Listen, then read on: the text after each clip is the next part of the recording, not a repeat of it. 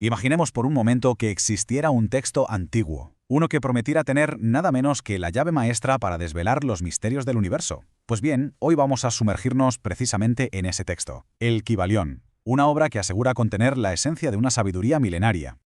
Y nada más empezar, el texto ya nos lanza una advertencia, ¿eh? Los labios de la sabiduría permanecen cerrados, excepto para el oído capaz de comprender. Este principio de secreto es fundamental, no es una frase hecha.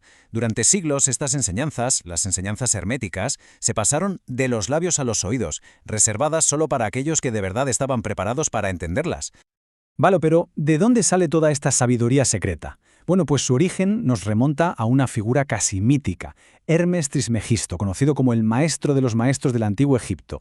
A él se le considera el fundador de esta filosofía que ha sobrevivido al paso del tiempo. Y es que el viaje de este conocimiento es fascinante. Fijaos en el recorrido. Nace en el antiguo Egipto, donde Hermes, el 3 veces grande, sienta las bases. Más tarde, los griegos lo adoptan y lo veneran como si fuera un dios. Durante la Edad Media, para sobrevivir a la persecución religiosa, ¿qué hacen sus guardianes? Pues lo camuflan, lo ocultan dentro de la alquimia y la astrología. Y finalmente, en 1908, todo ese saber resurge, publicado de forma anónima, en el libro que analizamos hoy. De todas estas enseñanzas herméticas, hay un principio que se destaca por encima de los demás. Uno que es la base, la piedra angular de todo. Podríamos decir que es la verdadera llave maestra.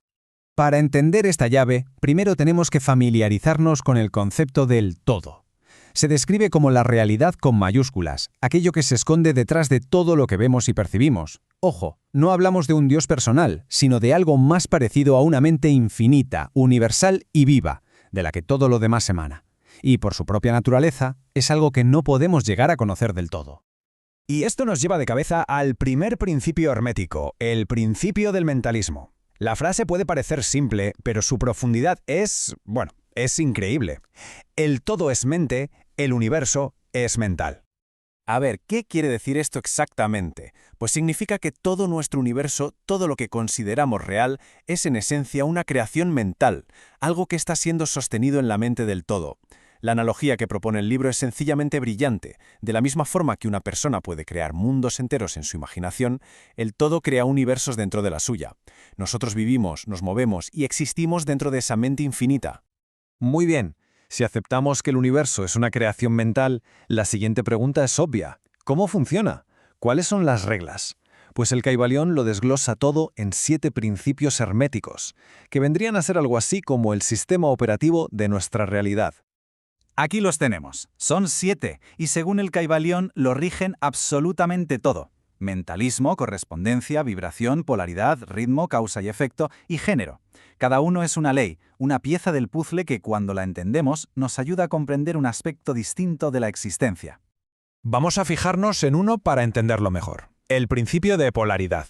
Lo que nos viene a decir es que los opuestos, como el odio y el amor, la luz y la oscuridad, en realidad no son cosas diferentes. Son simplemente los dos extremos de una misma escala, solo se diferencian en su grado.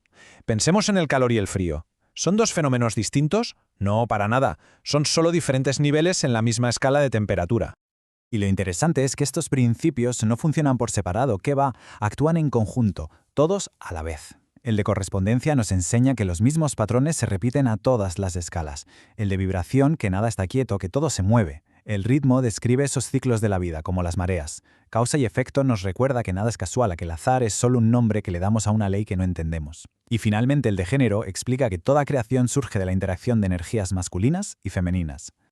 Toda esta teoría está muy bien, ¿verdad? Pero, ¿para qué sirve? Pues aquí viene la parte práctica. El objetivo de entender estas leyes no es solo contemplarlas, sino usarlas. El Kybalión a esto lo llama el arte de la transmutación mental. Podríamos verlo como una especie de alquimia, pero aplicada a la mente. El proceso sería algo así. Primero entiendes un principio, como el de polaridad. Te das cuenta de que un estado mental, como el miedo, no es algo fijo, sino que es un polo en una escala, que en el otro extremo tiene el valor. El siguiente paso es elevar tu vibración mental. Y finalmente cambias tu polaridad, te deslizas de forma consciente por esa escala, desde el polo del miedo hacia el del valor. Claro, todo esto nos lleva inevitablemente a una pregunta filosófica de las grandes, una que el propio texto denomina la paradoja divina. La pregunta es la siguiente. Si el universo es una creación mental, ¿significa que no es real? Y la respuesta es, a la vez, sí y no. Desde la perspectiva absoluta del todo, el universo es como un sueño, una creación temporal. Pero, y aquí está la clave, Desde nuestra perspectiva relativa, la de quienes vivimos dentro de él, el universo y sus leyes son 100% reales. Ignorarlas, como dice el libro, es una auténtica locura. Y es justo ahí donde reside el camino del sabio. La maestría no consiste en negar la realidad, sino en comprender sus leyes para usarlas a nuestro favor.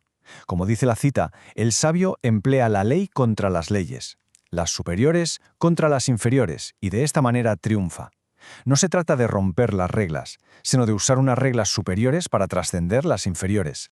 Y así, al final, esta sabiduría tan antigua nos devuelve la pelota. Nos deja con una pregunta que resuena a través del tiempo. Si el universo es una creación mental y cada mente es a su vez una creadora dentro de esa gran mente universal, la pregunta es inevitable. ¿Qué elegimos crear?